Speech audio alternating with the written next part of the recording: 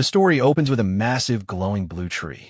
The protagonist reflects that in the real world, people eventually run into walls of talent, race, and even the heart itself.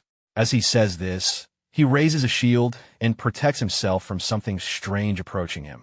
He continues, explaining that this is the story of someone who spent his life doing nothing but building walls, until someone finally broke through them. A young woman appears beside him, fighting together with him against a monster. She tells him to watch carefully because she wants to show him something. At her signal, the protagonist reacts immediately. The two move together. The young woman launches forward and drives all of her power into one final attack. Wrapped in destructive energy, she delivers a lightning-infused strike directly into the monster. The impact tears through the obstacle before them and breaks apart every barrier standing in the way. Watching this, the protagonist concludes that moving forward means smashing those walls to pieces. The story then shifts to an ordinary school day. Okabe enters his classroom and notices someone being bullied. Someone nearby quietly tells them to stop. Okabe notices the bully grabbing another student by the neck, but tries to ignore it and continue walking. The bully notices him and questions what he wants. Okabe quickly backs off and says it is nothing. As he tries to leave, the bully calls him back and moves aggressively, but someone steps in. Kira arrives and blocks the confrontation. Remaining calm, he tells Dojo to stop bullying and asks how many times he has to repeat himself. The bully dismisses it as harmless teasing and pressures Mikage to agree. Unable to resist, Mikage quietly goes along with it. The atmosphere immediately shifts. The girls in the classroom begin praising Kira, admiring how dependable and impressive he looks. Okabe watches silently. Inside his head, he blames himself. He believes he made things worse and only caused the bullying to become harsher. All he wanted was to stop it. All he wanted was to protect Mikage. Before his thoughts continue, Shinomiya calls out to him. Okabe turns in surprise. Looking at him, she comments that he looks like someone who just opened Pandora's box. Okabe awkwardly denies it and says it is not that bad. Shinomiya accepts the answer and leaves it there. Left alone again with his thoughts, Okabe convinces himself that this is how things should be. Nothing good comes from stepping into bullying. Only special people become heroes. Staying out of it is the correct answer. Then, something strange happens. The classroom begins shaking. Students panic as the floor starts glowing and strange patterns spread beneath them. Some think it is an earthquake. Others realize too late that they are being swallowed by the light. The entire class is transported somewhere else. Okabe struggles to process what happened. Just moments ago, they had been sitting in class. Now, they find themselves collapsed across the red carpet of a luxurious hall inside an unfamiliar medieval castle. Confusion spreads through the room. At the top of the stairs sits a king, calmly observing them beside his advisor. The king welcomes them and thanks them for answering the summons. He addresses them as heroes from another world. The room erupts into reactions. Some question what is happening. Others freeze after hearing the word heroes. One student wonders if this is one of those cliché ice guy summons. As everyone panics, Kira steps forward. As class representative, he says he will hear them out first. The king notices his composure and praises him for staying calm despite his age. Then he turns to the man beside him. He gives a single order. Toll steps forward and begins to explain. Toll steps forward and introduces himself as the summoner. He explains that this world, Erisphere, is on the brink of collapse. Monsters and demons that prey on humans continue to spread under the command of the Demon Lord. The kingdom has resisted with everything it has, but their enemy's strength has become overwhelming. As a last resort, they use summoning magic to bring heroes from another world. Toll then reveals that during the journey between worlds, skills awakened inside each of them. Kira listens carefully before asking what a skill actually is. With a smile, Toll explains that a skill is a special power born directly from a person's heart. To demonstrate, he raises a glowing blue crystal orb. He explains that these powers become powerful weapons and asks Kira to offer his hand. Kira reaches out. The moment his hand touches the crystal, a brilliant golden light erupts across the hall. Everyone is stunned. Toll reacts immediately and announces that Kira possesses the power of radiance, a skill that commands light and drives back darkness. To him, it is a power worthy of a hero. Kira quietly processes the feeling. As he accepts the power, light gathers in his hand and forms a glowing sword. He realizes this is what a skill feels like. Excitement spreads instantly. The students rush to test their own abilities. One after another, different powers appear: flames, wind, electricity, and countless variations. Toll continues the evaluations and calls for the next person. Shinomiya steps forward. While observing the process, she quietly concludes that the crystal uses appraisal magic to project and identify skills. As the runes react to her, Toll's expression changes. He announces that her ability appears to be a rare sage-type skill with exceptional potential for mastering magic. Her classmates react exactly as expected. They praise the top honor student and say someone like Shinomiya receiving an extraordinary skill only makes sense. After finishing, Toll asks whether everyone is gone. Shinomiya turns and signals for the next person. It is Okabe's turn. He steps forward nervously. Quietly, he thinks that if he also receives a skill, maybe he can finally change. Okabe reaches toward the crystal. Nothing happens. He touches it again and waits. No light appears. No reaction. Confused and increasingly uneasy, he asks what his skill is. Toll answers without hesitation. Okabe does not have one. Okabe freezes. Toll repeats himself and bluntly states that without a skill, he is useless. The room immediately erupts. Students react in disbelief and realize he is the only one without an ability. Okabe drops to his knees. The words do not register at first, but the reality slowly settles in. He has no power, no skill, nothing. The king moves on as if nothing happened. Now that everyone has obtained their abilities, he shifts the discussion to the demon lord. He promises treasure, power, and any reward they desire. One student questions whether they truly mean anything. Toll confirms it. Their situation is that desperate. For the future of the world, he asks them to fight at their side. Kira looks around and calmly concludes that they do not really have another choice. Toll thanks them and leads the class deeper into the castle. He says he will show them the enemy they are expected to face. Soon, they arrive before a cage. Inside stands a long blue-haired demon restrained under the watch of 2 knights. Toll explains that this is the kind of demon they will be fighting. One student immediately becomes excited and suggests killing it to test their new ability. Then, something changes. Okabe notices movement in the air. His expression shifts. They are under attack. At the same moment, the bully becomes excited instead of cautious. Treating the situation like a tutorial, he activates his skill. Filled with confidence from his new strength, he charges forward and attacks. But the moment he makes contact, his arm is instantly destroyed. His scream echoes through the hall. Panic spreads. Students begin shouting for everyone to stay calm and respond carefully. Then, one of the enemies rushes straight toward Okabe. Terror takes over. He drops to the ground and desperately thinks that he does not want to die in a place like this. A slash of glowing blue energy tears through the air toward him. The winged attacker flies past, then unexpectedly turns back. Her glowing eyes lock onto Okabe. Because somehow he survived. The enemy rides past on a dragon and appears ready to finish Okabe, but at the last moment, changes course and chooses not to attack. Okabe collapses to the floor in shock, unable to understand what just happened. The scene immediately shifts. Kira steps forward with confidence and anger, raising his hand and declaring that useless deadweight should stay out of the way.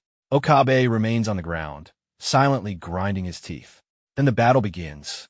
Kira and the others charge forward and engage the attackers. As chaos spreads around him, Okabe can only watch. Everything feels unreal. Only a few hours earlier, he believed his normal life would continue exactly as always. Now, he stands in another world completely powerless. Meanwhile, Kira attacks repeatedly but suddenly realizes something. The enemy did not escape. It chose to leave, as if it intentionally let them survive. After the battle ends, the damage becomes clear. Everyone is injured.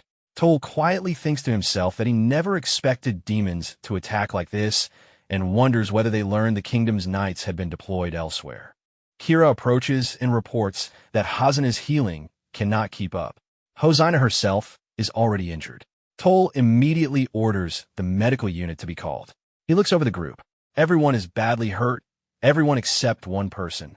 His eyes stop on Okabe. Confused, Okabe looks up. Before anyone explains, the bully storms over.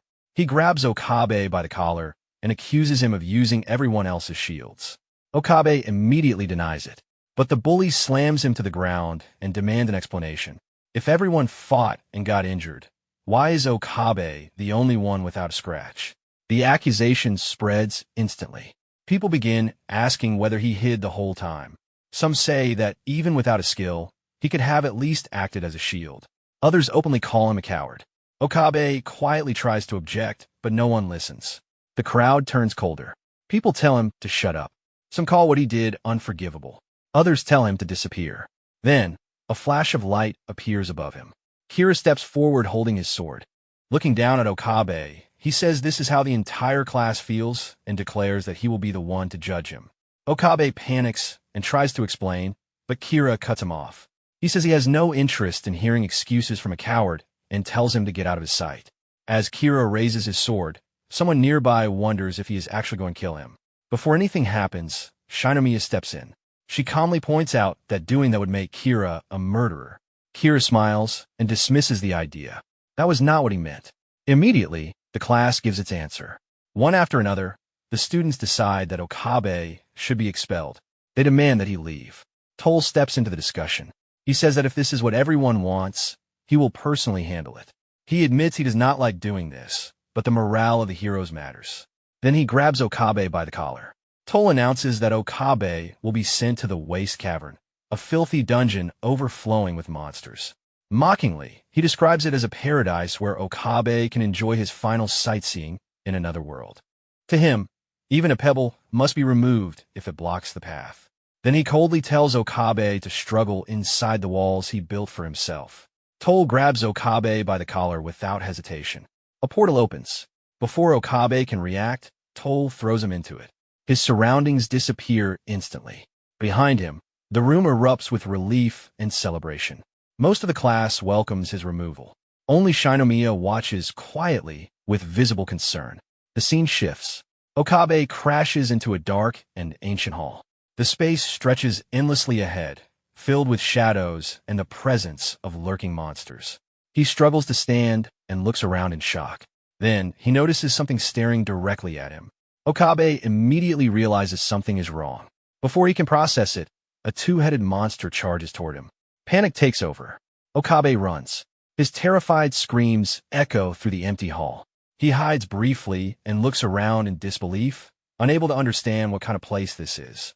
Trying to move carefully, he quietly searches for a way out, but another monster suddenly attacks. Okabe barely reacts in time. He stumbles away and realizes there is no escape. Nearby, he spots a broken sword. With no other choice, he picks it up and charges. He refuses to die in a place like this, but the attack misses. His attempt fails completely. He turns and runs again, only to realize the first monster has already appeared behind him. Now, both creatures chase him. As he runs, frustration and regret start building.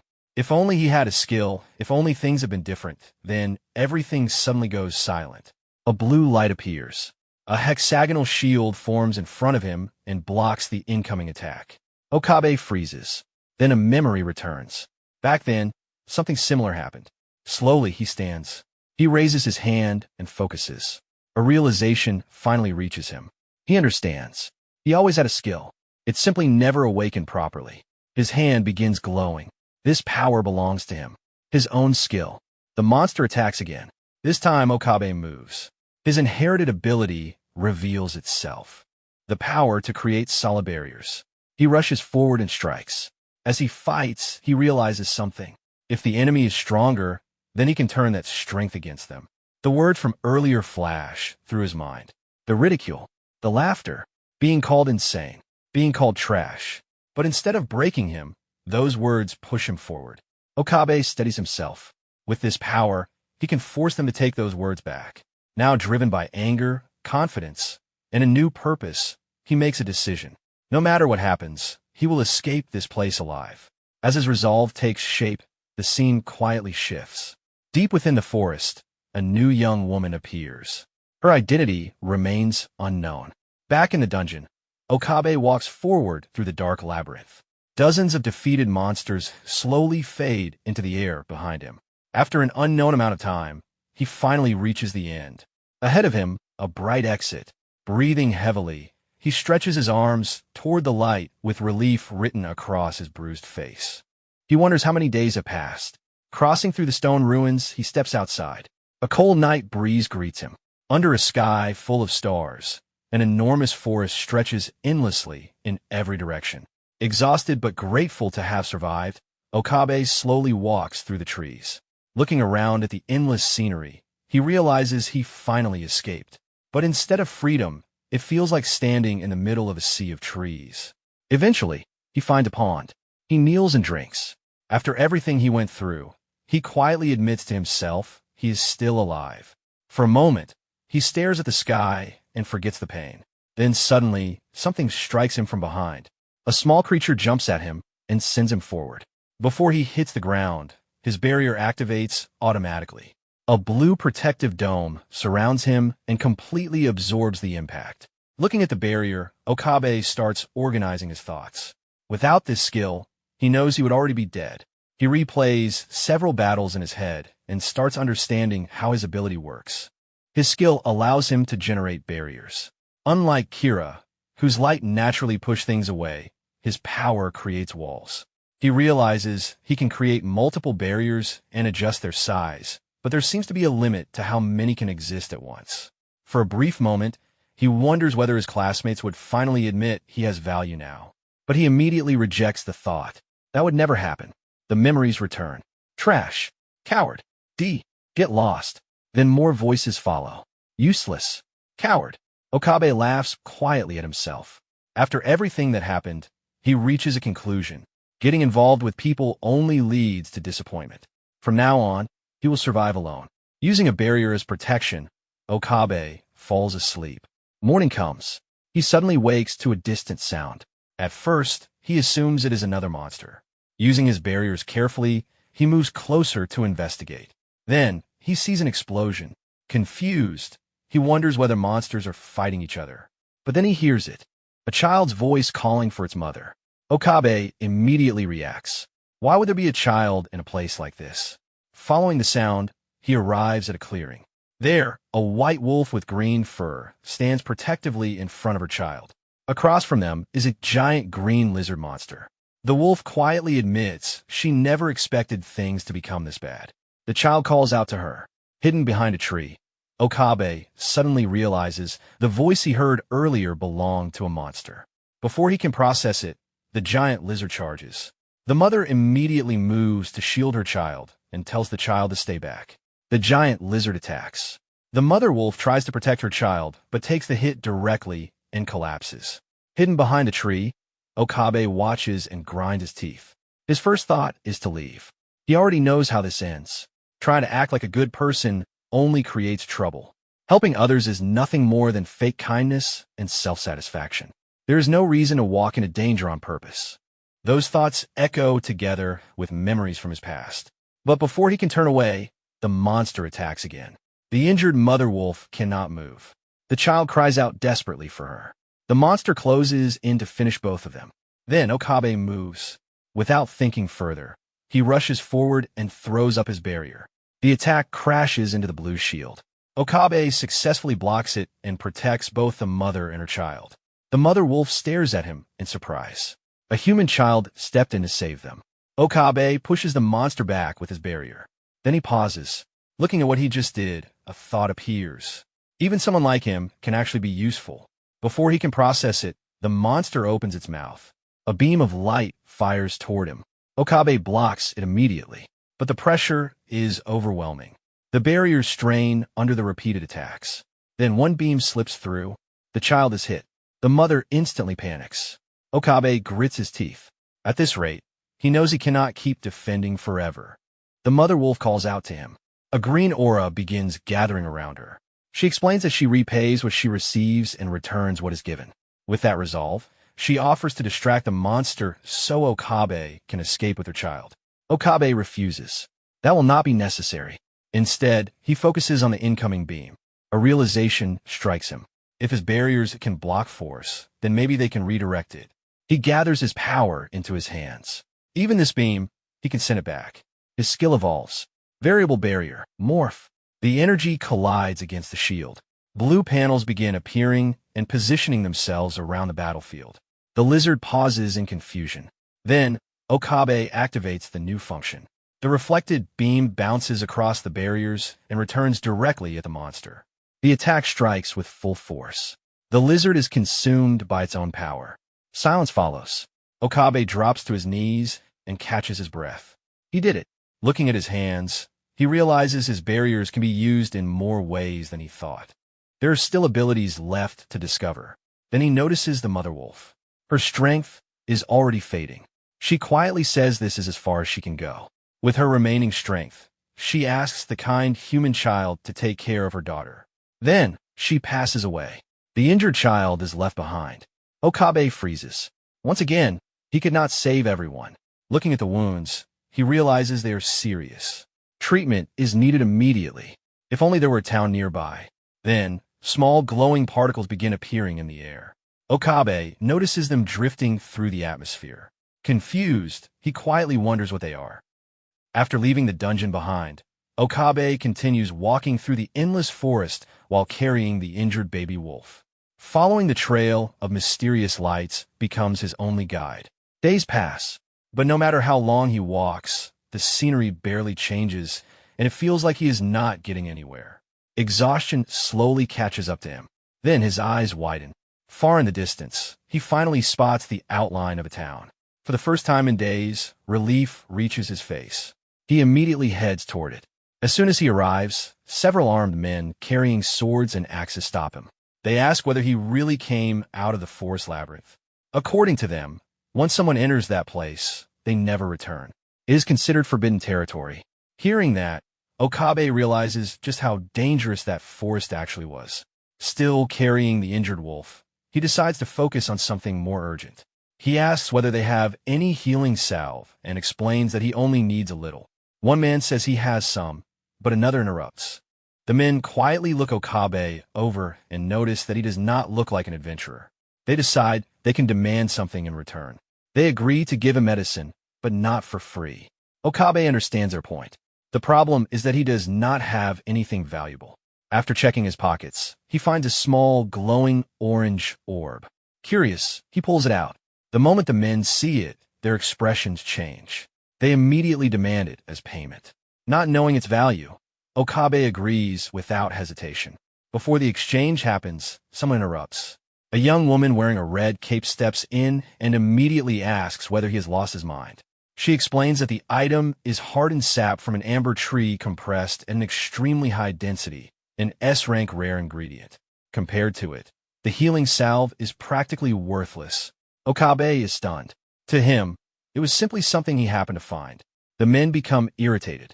Their chance to get the item disappears. One of them asks whether she is trying to ruin the deal. The woman removes her cape. The men immediately stop caring about the sap. Their attention shifts entirely toward her appearance. Okabe tries to interrupt, but they ignore him and start making comments instead. Then they go further. One of them suggests taking her instead. The moment she hears that, she moves. Before the first man can react, she kicks him directly and drops him. The second pulls out his sword. He does not last any longer.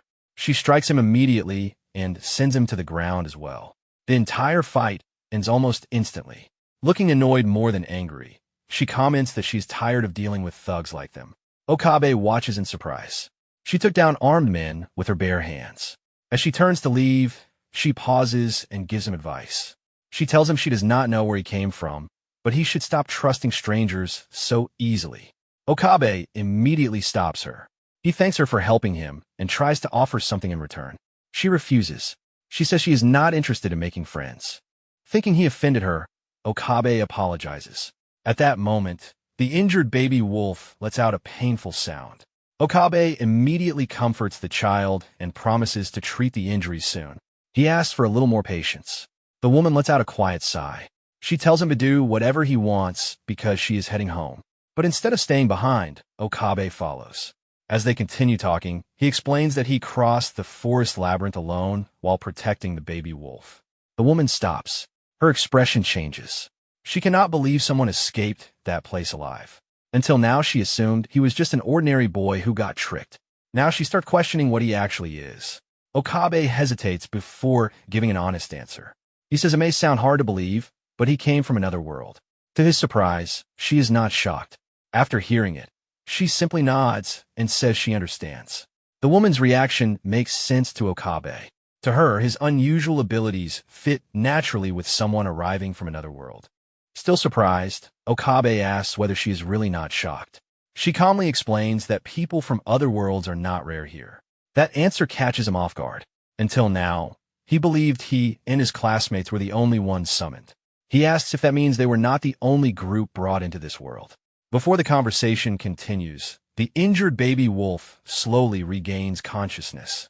Still weak, the child quietly calls for her mother. Another surprise follows. The baby wolf can speak. Okabe reacts immediately and realizes she is awake. The child looks at him and remembers that he was the one who saved her. Okabe lowers his eyes and tells her the truth. Even though he saved her, he could not save her mother. He apologizes. The child quietly breaks down and calls for her mother. Watching her, the young woman realizes the child lost her parent too. She gently shifts the conversation and explains that she finished treating the injuries for now before asking how she feels. The child says she feels fine and thanks her.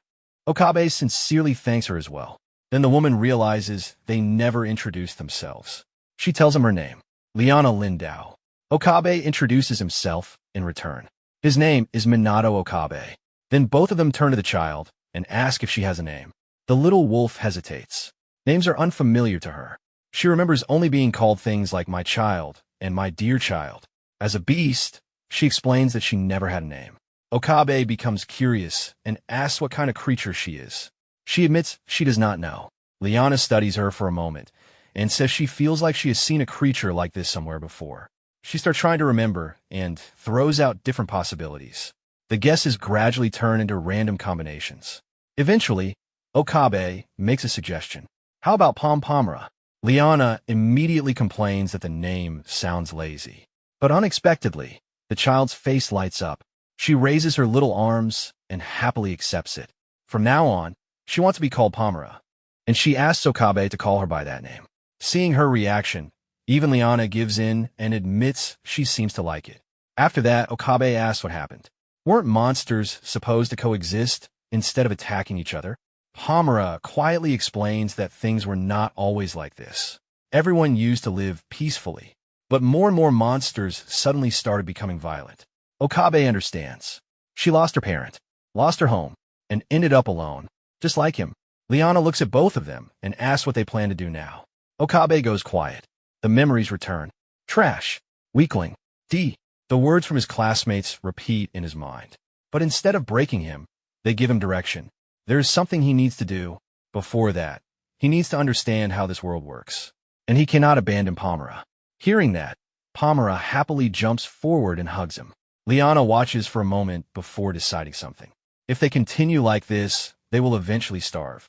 So she offers to teach both of them the basics of surviving in this world. Okabe thanks her and says she is kinder than she looks. Caught off guard, Liana immediately tries to deny it. Blushing slightly, she insists she is only helping on a whim. The scene then shifts elsewhere. Inside a tavern in town, two young men push open the door and walk in confidently. Unlike Okabe, they carry themselves with complete confidence. One of them laughs and compares the situation to a fantasy game, joking that taverns are where party members usually appear and wondering whether there is a beautiful mage nearby. They look around the room and call out to the bartender, demanding to be shown around. Startled, the bartender nervously asks who they are. The two exchange confident grins, then proudly introduce themselves. They are heroes from another world. And if this world were a game, they would be the protagonists.